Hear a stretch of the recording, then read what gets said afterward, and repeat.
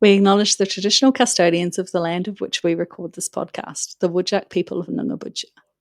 We recognise their continued connection to the land and waters of this beautiful place and acknowledge that this land has never been ceded.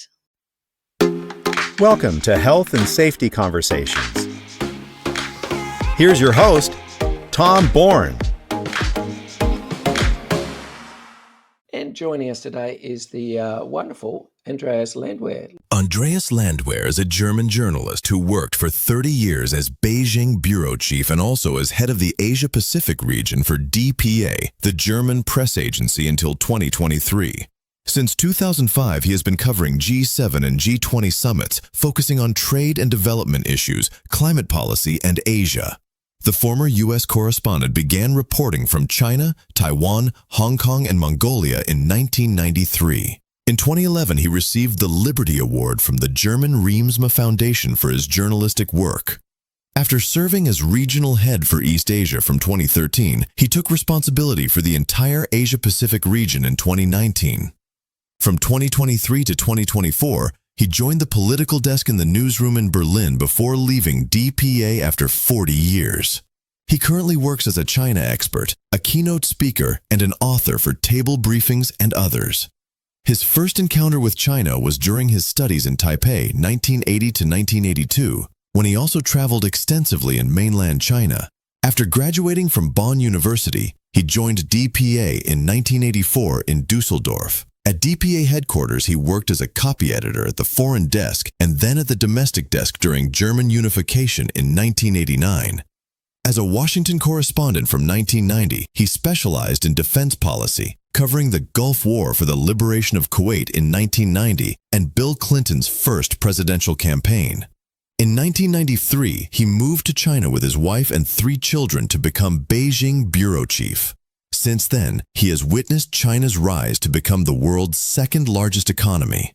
He covered Deng Xiaoping's death, the return of Hong Kong and Macau, China's accession to the WTO, the first outbreak of SARS, the 2008 Olympic Games, Xi Jinping's rise to power since 2012, and the COVID-19 pandemic.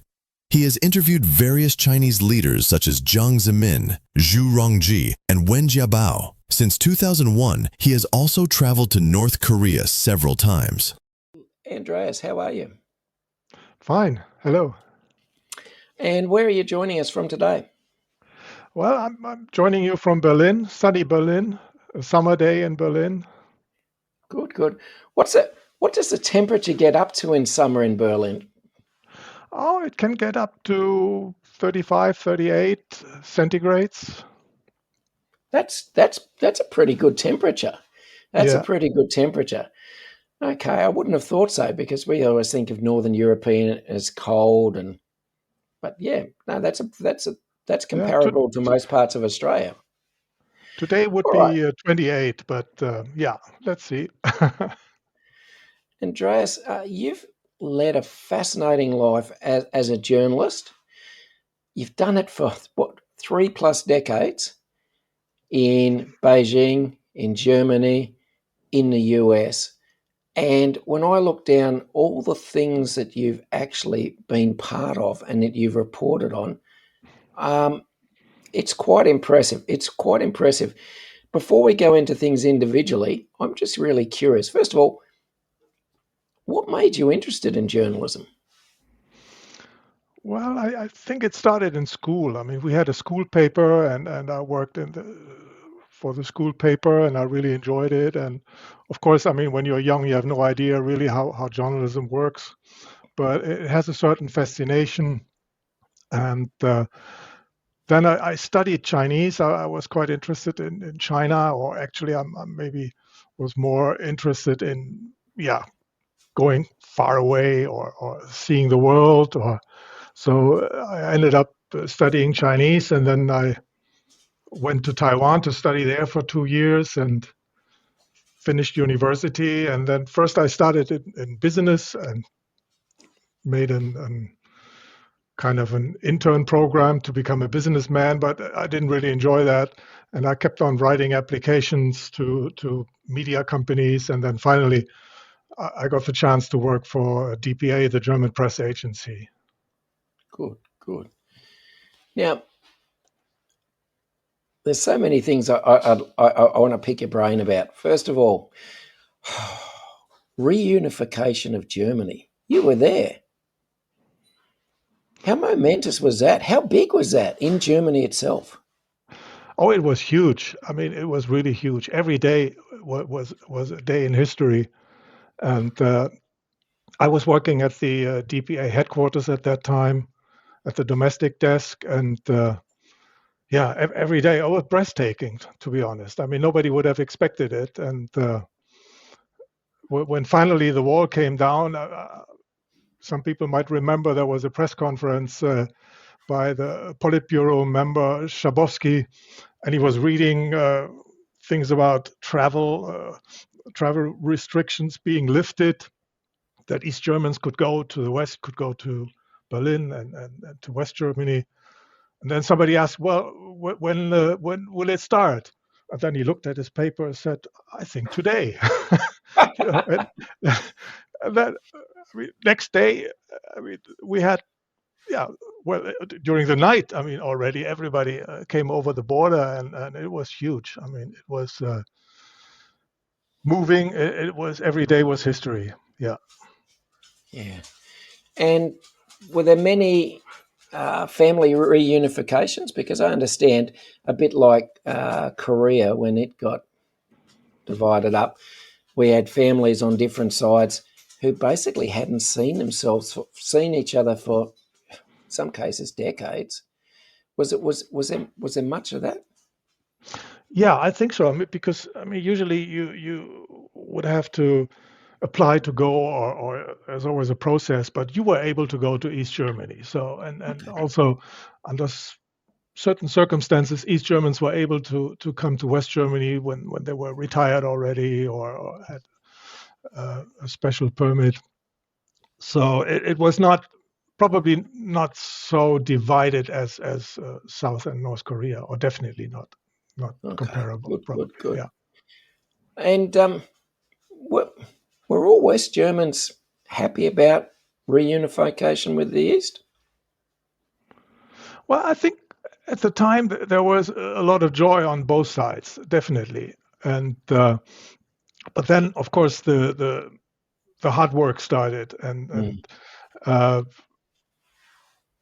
it was definitely, it was a political unification, but to some East Germans it also felt like a takeover from the West, and probably the West Germans, a lot of them, they looked down upon the East Germans a little bit, and then they went to East Germany and told them how to do things, and that was not, they were not very welcome doing it. Some of them probably also, there was a certain arrogance or certain way that somehow the West Germans felt they have won and the East Germans have lost, or that kind of feeling. And I think that contributed to a lot of resentment. And it's funny, or it's crazy that even after 30 years unification, there is still a divide, or we say a wall in our heads when we think about Germany, and it hasn't really disappeared. It's also, when I live in Berlin now since 2 years, I've never lived in Berlin, and I cannot tell where former East Germany was and West Germany, former East Germany or East Berlin was, and West Berlin ended. But Berliners, original West Berliners, they know exactly where East Germany was, and they still have this in their head. They still, to me, they are living a bit in the past. I don't see it. I don't care, Do you think that the future generation, next generation that'll come through, it won't be as obvious, and it will just be a one homogenized German society? It's hard to say. I'm definitely not an expert on it, but I even in the younger generation, or when I meet the younger people from East Germany, they still also have this thinking in their head, and it's probably the same true for West Germans, even younger West Germans. I'm not saying that it's for everybody like that, but I've experienced it, that this feeling was somehow probably from the parents or from society, or that it was handed over to the next generation, and this thing doesn't disappear completely. Okay, good. Now, you mentioned studying Chinese, and that. What was the appeal about China itself? Yeah, it was. I mean, when you're 20, or you think about what you want to do, or even, I mean, I started when I was 18. I started studying Chinese, and it's more the exotic thing, the adventure, the thing that you might be able to travel the world. And I grew up in a small village with only 4,000 inhabitants, and it was always too small for me, and the next city was too small for me, and then the even bigger city next to it I felt was too small. I wanted to see the world, and that really pushed me. And that at that time, people didn't know much about what was going on in China. It was the end of the Cultural Revolution, or the Cultural Revolution had ended, and a lot of people in the West, or most people in the West, didn't know how brutal and how terrible the Cultural Revolution was. And there was still this thinking among the left that somehow China was at least had an interesting political system where everybody was equal. Communism had a certain appeal at that time. And that was also somehow conveyed to me. And I thought, oh, this sounds great. They have something like a real democracy, or all these stupid ideas. I mean, it was... And that was a little bit behind it. Although I cannot say that I was a leftist. Definitely not. I was at least interested in certain ideas. And during my studies, I also read a lot about Marxism and all these things. But I was never not really political, or not really leftist. But it was more the adventure that brought me to studying in Chinese. And it was... I mean, the universities were crowded, but the Chinese department was a very small department. People knew each other. It was more like in the school, and so it had a nice atmosphere. And yeah, but I have to say, after 2 years, I had the feeling that 2 years studying Chinese in Germany, I had the feeling that I had to go to China. I mean, I couldn't continue studying it without really getting a feeling for the country and the people. Good. So when you went to China, was it mainland China you started on, or was it in Taiwan? I tried to go to Beijing, and I tried to get a scholarship, but I was a bit too early. I would have had to study another year, and I couldn't wait. So I skipped the scholarship, and I worked, and I made some money to go to Taiwan by myself. That was much easier. And during my stay, the 2 years in Taiwan, I also traveled in mainland China, and I got to see the country. And so there was a lot of, I made a lot of experiences. There's still a lot of talk in different parts of the world about China, Taiwan, one country, etc., etc. I'm curious because I've never really spoken to too many people who live in Taiwan. What's your personal opinion? Do people in Taiwan count themselves as Chinese, as part of mainland China, or have they, since the separation, basically become a separate nation with a separate identity, and they don't think they're ever going to go back to being part of mainland China? Yeah, that was a big change in the last 40 years. Yeah. When I was studying there from 80 to 82, the mainlanders were pretty much in control in Taiwan, and they looked down upon the Taiwanese, and that has really changed over the decades, especially with the Taiwan becoming a democracy. At that time, Taiwan was still a military dictatorship, and pretty bad, I have to say. But then in the 90s came, they introduced democracy, and it's really, nowadays, it's a vibrant democracy. And with this change, the Taiwanese were also able to have more political participation, and the opposition was mainly driven by Taiwanese and also by the independence movement at that time in the 90s. And finally, then the first opposition candidate, Chen Shui-bian, became president, and somehow that really changed also how the Chinese, the Han Chinese, and the Taiwanese dealt with each other, because suddenly the Taiwanese were in control, and there was a much stronger feeling of being Taiwanese. They identified much stronger with the Taiwanese culture, which was basically suppressed before. I mean, nobody had really asked the Taiwanese what they wanted. They were just they left Japanese colonial rule, and then they had a new, I'm not sure if you can say colonial rule, but they had a Chinese rule, and then they were suppressed by the Han Chinese, by the nationalist Kuomintang, Chiang Kai-shek, and everybody who came over to Taiwan. And so that has really changed. And since then, the Taiwanese, they have their own identity, and few people, or really few people now really identify themselves as being Chinese there. So that's also the major problem, that they have their own identity today. Okay, good. Now, I'm assuming, because it's what we hear, that the Chinese government still views Taiwan as fundamentally part of China. What about the average people in China? Do they even care? Is it something they think of as in a nationalist type of sentiment, or is it something that is just so far away from everyday life it doesn't really matter?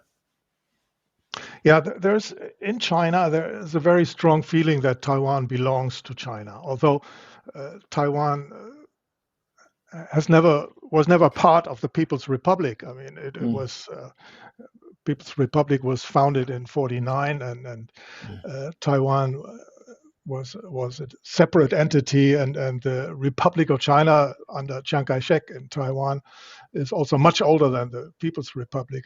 But there is a strong feeling among people that it belongs to China, and that it's a holy mission to bring it back to China, and even among people who are critical of the Chinese communist system, even they have a similar sentiment.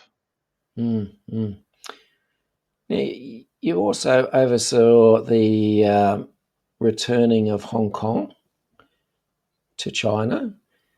Now, that seemed, from the outside, from at least my perspective, it seemed like a fairly smooth, planned transition. Was it? Yes, definitely. I think it was a smooth transition, and there was a lot of doubt if China would fulfill its promises to the Hong Kong people, and they did for longer than I had expected, to be honest.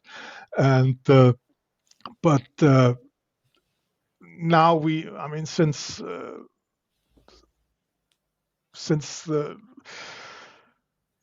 Xi Jinping, I have to say, and also we had all these protests in Hong Kong over a long time, and finally Beijing decided to basically take it over and take away the autonomy they had, the freedom they had, the political freedom, the freedom of speech, and they introduced the security laws, and now it's really sad to see what has happened in Hong Kong. It's basically just another Chinese city, I have to say, Chinese mainland city. Yeah.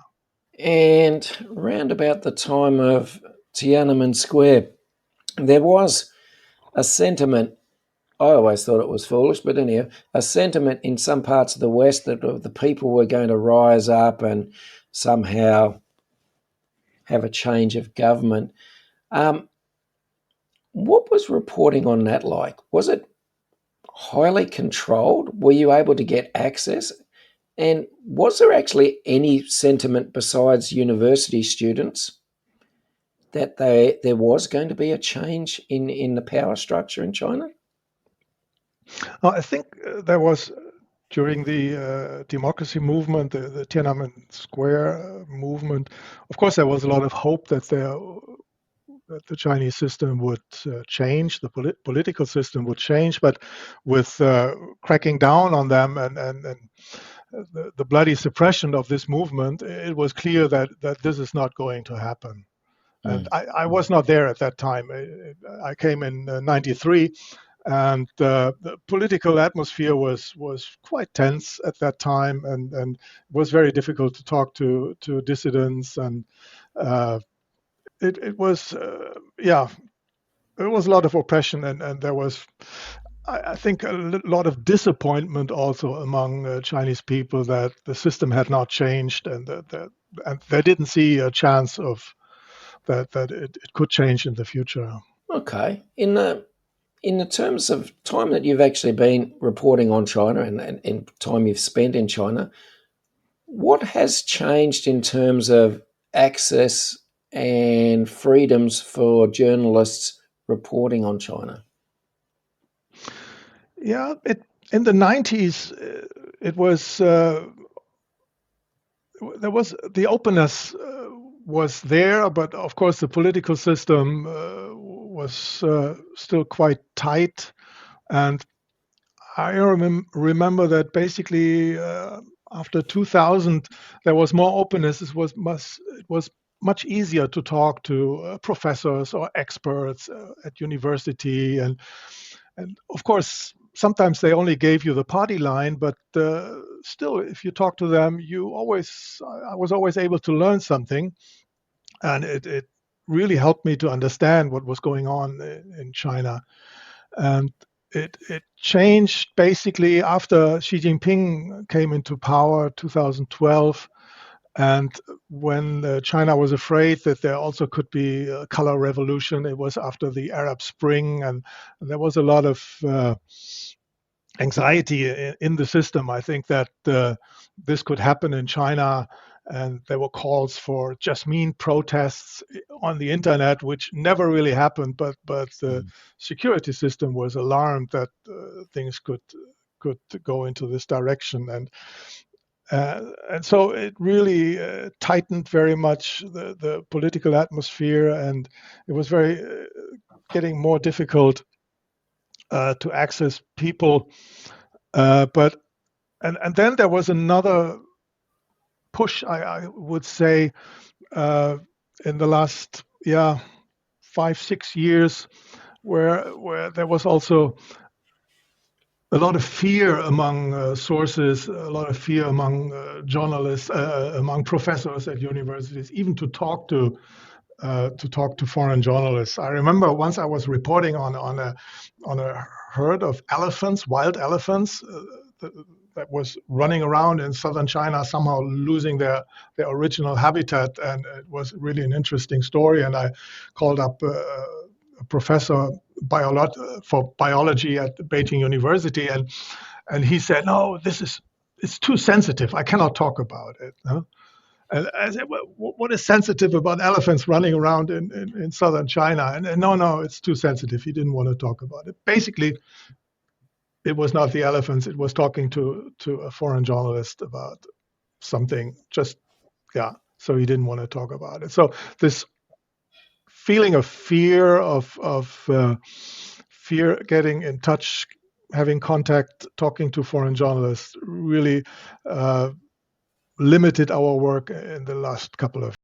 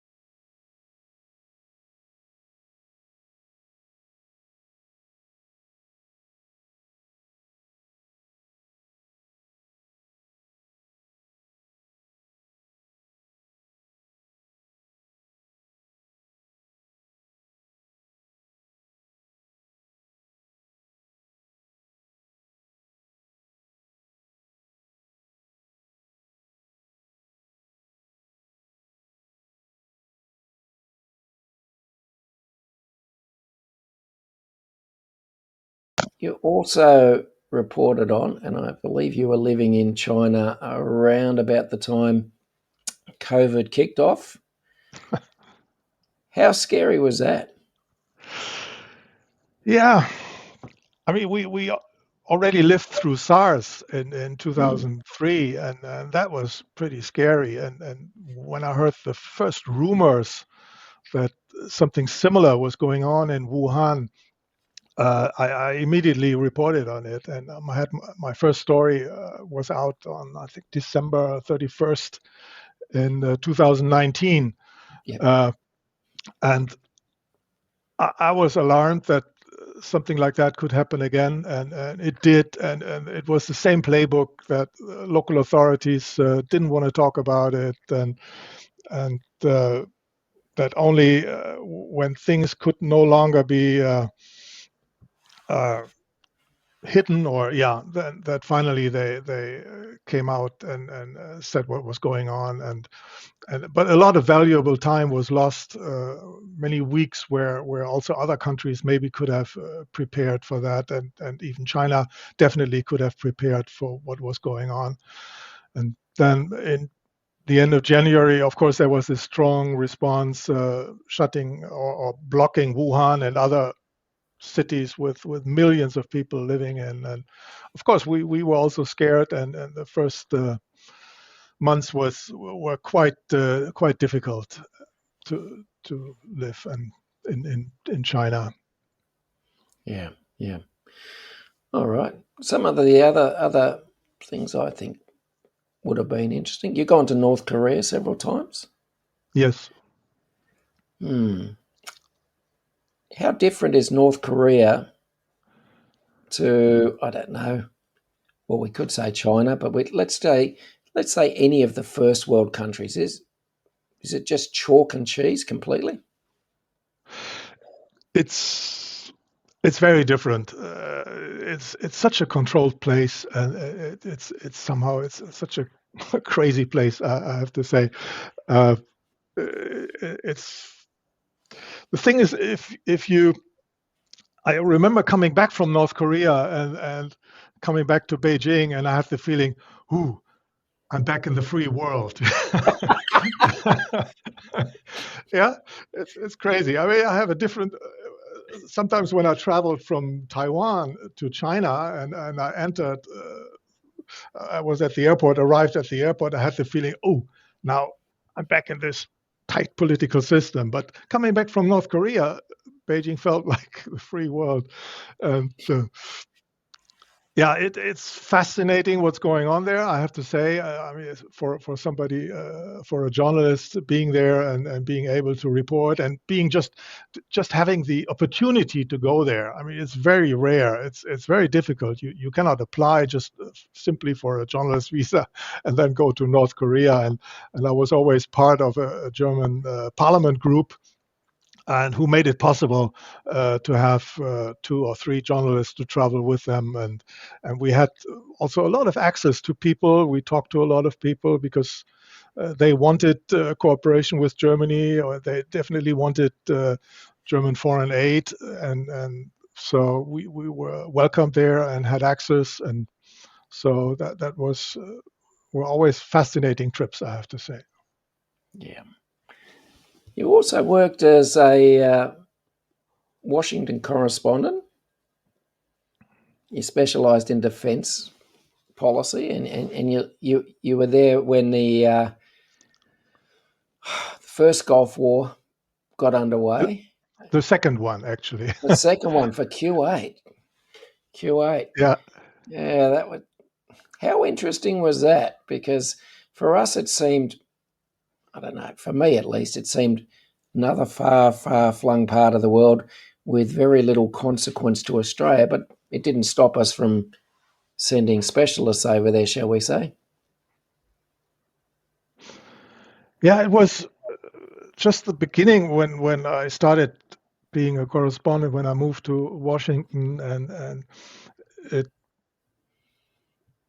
I mean, suddenly Iraq had invaded Kuwait, and Kuwait asked for help from the US, and then George Bush, the old President Bush, he, as he said, I draw a line until I think it was January 15th, and you move out or we come in. And for me as a young journalist, it was very exciting, and it was the first months after I arrived in Washington, and it was a steep learning curve for me reporting on this, and that was I have to say, I was impressed by how much the American society was standing behind their troops. And while at the same time, I remember that in Germany, people were very critical of American involvement in this war. But I remember being there and people caring for their troops, for their soldiers' safe return. And that really moved me a lot. And it's a different, maybe it's also the feeling, when I grew up in Germany and we are not, we are taught, or we are not very patriotic because our Nazi history, the Third Reich history, and we try to live in peace with everybody, and you don't see much soldiers in the streets in Germany, and if somebody decides at that time decided I wanted to become a soldier, people would look and say, you really have to do that. So, and then suddenly coming to the US and seeing this patriotic feelings, this how they support their troops, how they this feeling of leadership in the world, and somehow defending other countries. And maybe, I mean, in this case, Kuwait was not really a democratic society, but still, U.S. decided to go in, probably also because of Kuwait being such an important oil exporter. But on the human side, I mean, it was dangerous for the troops, and this feeling in the U.S. Really moved me at that time. Yeah, and you were there also covering the first run-in for Bill Clinton before he. I just got to ask you, just on your personal opinion, how charismatic was he? He was. I thought he was quite charismatic. He also represented a new generation, a hope for change, and I covered him from basically when he was just an unknown governor from Arkansas, and then suddenly winning the election, and that was something that really happened within not even a year. And after the Gulf War, President Bush seemed to be pretty strong. I mean, it seemed that nobody could really beat him. And then Clinton came, and with him came the hope for change in the U.S., for a better system, a system that's looking after the more, let's say, to be a more just society for everybody, not only for the rich. And there was a lot of hope, I have to say. I still remember after the election until his inauguration, all the talks about how the new government would look like, and I mean, he somehow, I was very young at that time, and he really represented something that I would have liked to see as a young person, young generation in the U.S. A change for the better. Good. All right, I just want to return to China now, just for a moment. Australia, in particular, we are very dependent on China. It's our largest trading partner. It also has a significant presence in obviously Southeast Asia, but also in the Pacific at the moment, and it's looking to expand that. And we're constantly hearing rumours about China has designs on expanding its presence or becoming a larger military power. First of all, taking Taiwan, and then doing maybe Japan, etc., etc. How realistic is that? Is this just Is this just beating the drums of war and building up nationalist sentiment, or is there a likelihood that within our lifetimes that we will see China basically be an aggressor in some sort of theatre of war in the South Pacific? I'm afraid so. I believe very strongly that China wants to take Taiwan by force. And in the past, it felt more like all these exercises there, the maneuvers, they felt like muscle flexing or saber rattling, but that has really changed. The maneuvers that we are seeing now are a preparation for an invasion and a preparation for a sea blockade or a preparation for what the Taiwanese call quarantine measures. That means that the Chinese Coast Guard would inspect ships going to Taiwan, exercising sovereignty and enforcing the law, so-called enforcing the law, and that ships need permission to move on to Taiwan, which already would start a crisis. So this is quarantine. The other thing would be a complete sea blockade of Taiwan. But a sea blockade would be a preparation definitely for an invasion, or would go hand in hand with an invasion. I'm really worried about it. In my 30 years in China, for a long time, I thought this is not going to happen in our lifetime. But now I'm really worried that it could happen within years, I have to say. Yep. And Yep. You mentioned the naval buildup. China now has, by numbers, the biggest naval force in the world. They just had maneuvers for the first time with 2 aircraft carrier groups outside the first island chain. The first island chain is a strategic line between Japan, Taiwan, down to the Philippines, Indonesia, and Taiwan is an important part of that. And it shows that they can project force into the Pacific. You have experienced that in Australia just recently when they suddenly had maneuvers there and impacting the civil aviation also. And so this is all preparation, and all this maneuvers are no longer just training for some possibility or being ready. It's more like a dress rehearsal, what's going on. A dress rehearsal for taking over Taiwan by force. And I'm also afraid that we in Germany and other countries, we are not really prepared for that. Mm-hmm. All right. I want to pose a hypothetical for you because, again, I'm asking your opinion, but you're a fairly well-informed opinion. Okay, we've seen Russia with its moves in Crimea and Ukraine, and no one's really come to those countries' aids. We've seen things happening in the Middle East in the last 12 months, and no one's really come to other countries' aids. Is it really likely that we are going to see an escalation of a conflict where China takes Taiwan and the rest of the world actually intervenes? Or do you really think that they will just basically make a lot of noise and then in a year or two it will just be accepted as part of China? That's the big question. I mean, and it's a question also that we have to ask the US and President Trump.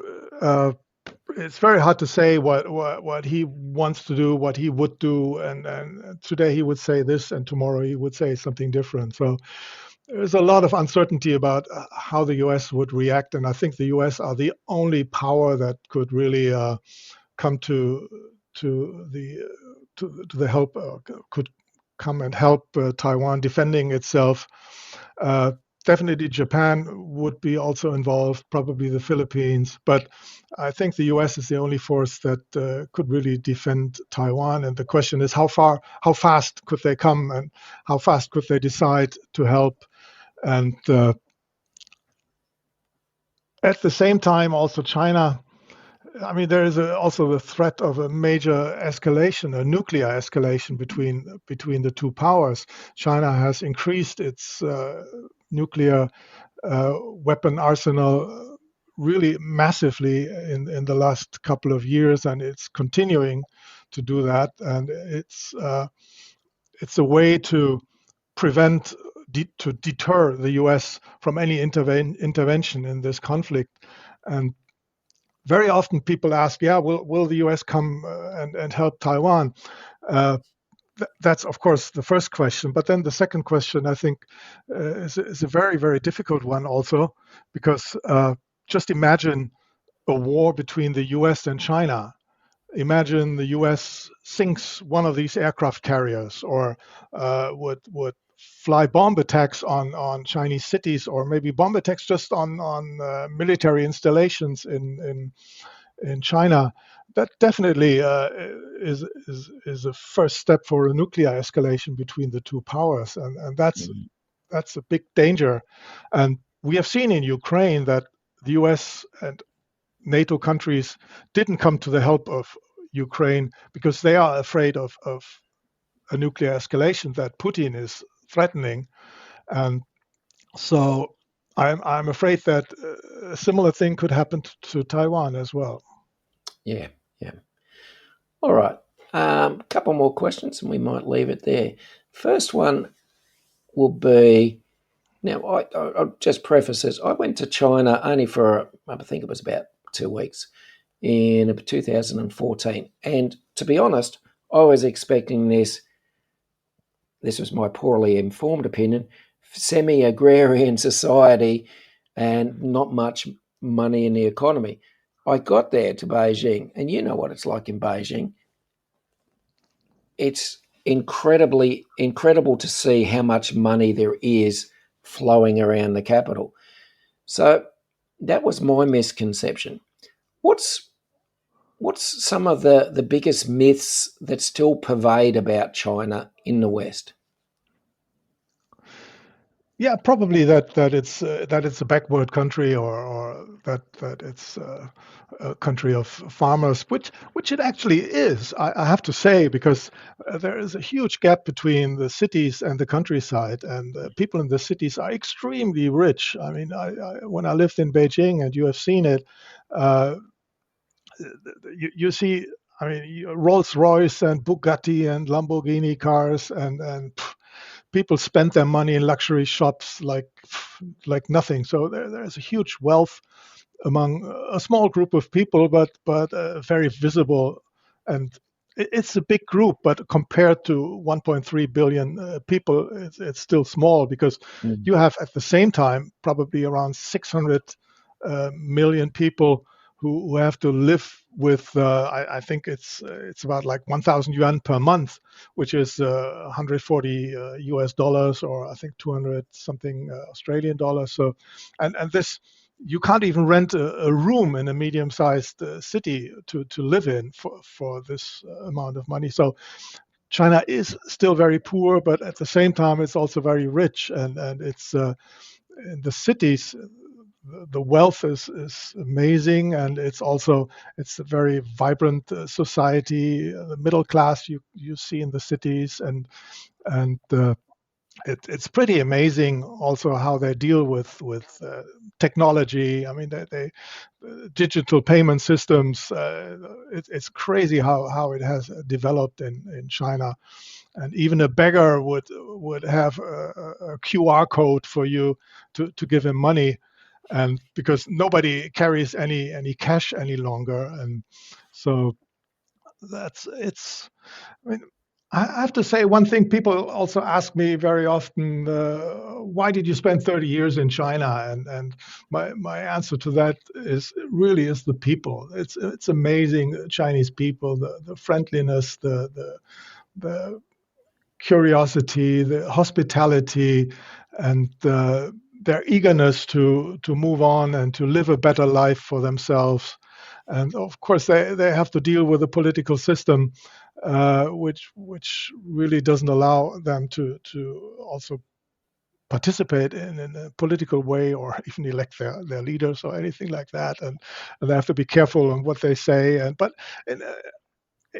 they're small. I mean, among the families or among friends, people are quite open, and I have to say, as I said at the beginning, in the last couple of years, political situation became more and more tense, and people were more and more afraid also to be very open among friends or among relatives. So that's a very sad change, I have to say. Yep. All right, last question. What would be the highlight of your career in journalism so far? I have to say, once I was in a very poor village. I was covering a story. The World Bank had invited us to go to really poor places in southern China, southwest China, in Guangxi, and first we drove by a bus and then by a jeep, and then we had to walk, and we came to a small village, and they didn't have electricity there or nothing. Really, really poor people, and the World Bank was trying to help them. And a young farmer really invited me into a small hut. I mean, it was chickens were running around inside, and you could tell, and we knew that they didn't have much to eat there. And he invited me. He gave me bananas to eat and some water to drink, and that kind of hospitality that really moved me. And it was I still remember it as my one of the most important moments during my career as a correspondent in China. Excellent. Andreas, you've lived a rich and full and I hope rewarding life as a journalist, and thank you so much for sharing some of it with us today. But for now, we're going to have to leave it there. Thank you, Tom.